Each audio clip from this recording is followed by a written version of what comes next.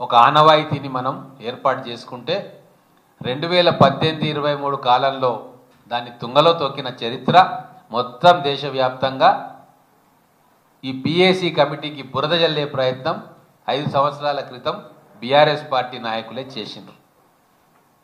మళ్ళీ అవే కుట్రలు ఇప్పుడు కూడా చేసి తమకు తాము తప్పించుకోవాలని చూస్తూ ఉన్నారు. వాళ్ళ పప్పులేం ఉడకవు.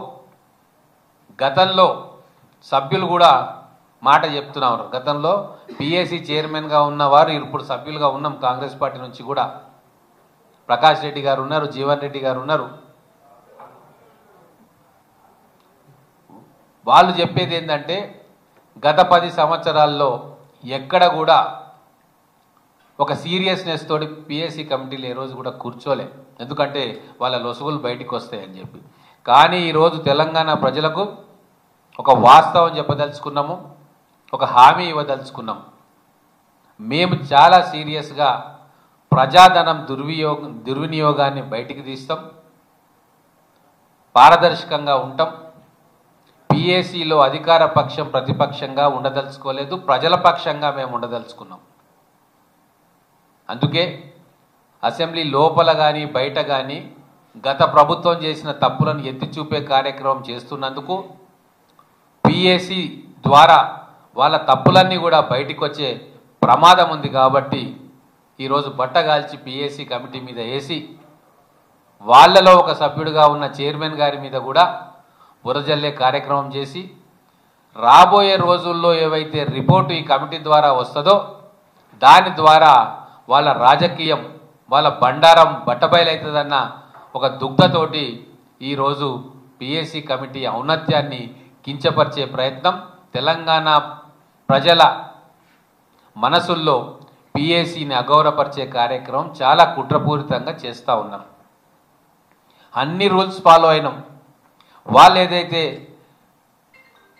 Rules of procedure and conduct of business in Telangana assembly అని కోట్ చేస్తున్నారో అదే 250 రూల్ ప్రకారమే సభ్యుల చైర్మన్ ఎన్నిక జరిగింది. ప్రిన్సిపల్ ఆఫ్ ప్రపోర్షనల్ రిప్రజెంటేషన్, దీనికి ఎక్కడ కూడా భంగం కలగలే. వాళ్లకు రావాల్సిన అసెంబ్లీ నుంచి 3 సభ్యులు ఉన్నారు. ఆ 3 సభ్యులలో ఒకరు చైర్మన్గా ఉన్నారు. Regulations framed in this behalf by the speaker. Speaker గారు రెగ్యులేషన్స్ను ఫ్రేమ్ చేస్తారు. ఆ అధికారం స్పీకర్ గారికి ఉంది. అదే 250 ఈ రూల్స్ ఆఫ్ ప్రొసీజర్ బుక్లో ఉంది. దాన్ని తూచా తప్పకుండా పాటించింది ఈరోజు తెలంగాణ శాసనసభ స్పీకర్ గారి ఆధ్వర్యంలో. కాబట్టే వాళ్ళ అజ్ఞానాన్ని బయటి వ్యక్తుల ముందు పారబోసుకున్నారు తప్ప దీంతో బీఆర్ఎస్ సభ్యులు సాధించేది ఏమీ లేదు.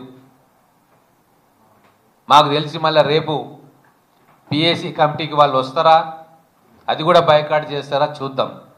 ప్రజలిచ్చిన బాధ్యత నుంచి వాళ్ళ నాయకుడు తప్పుకున్నాడు.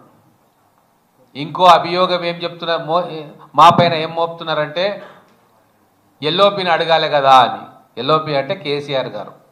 తెలంగాణ ప్రజలందరూ చూసిరు ఎల్ఓపి ఎక్కడుంటాడో ఎవరికి తెలియదు.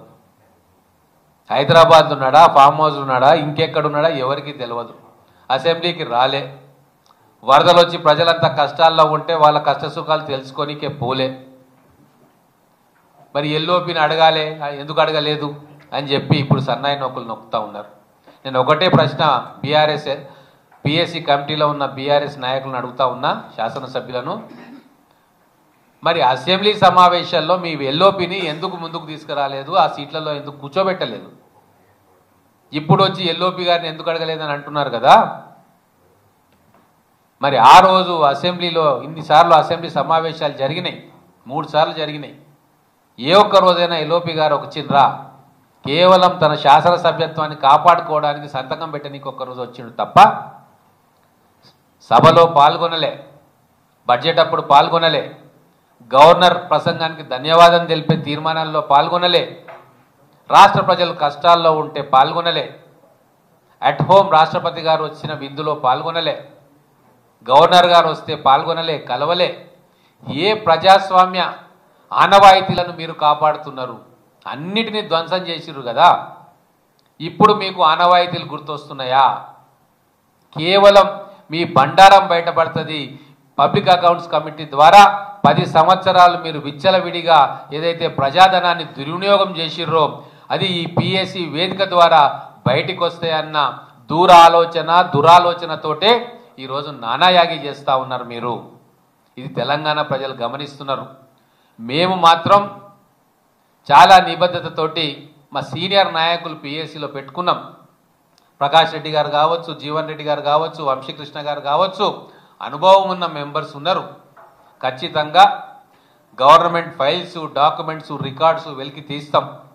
ఈ 10 సంవత్సరాల్లో ధ్వంసమైన తెలంగాణ ప్రజాధనాన్ని ఎవరు ఎక్కడ ఏ రూపకంగా దోపిడీ చేసినరో లెక్కలతో సహా వివరించే కార్యక్రమమే ఈ పిఎస్సి చేస్తుంది. మేమందరం కూడా దానికి కట్టుబడి ఉన్నాం. మా ప్రభుత్వం కూడా దానికి కట్టుబడి ఉంది.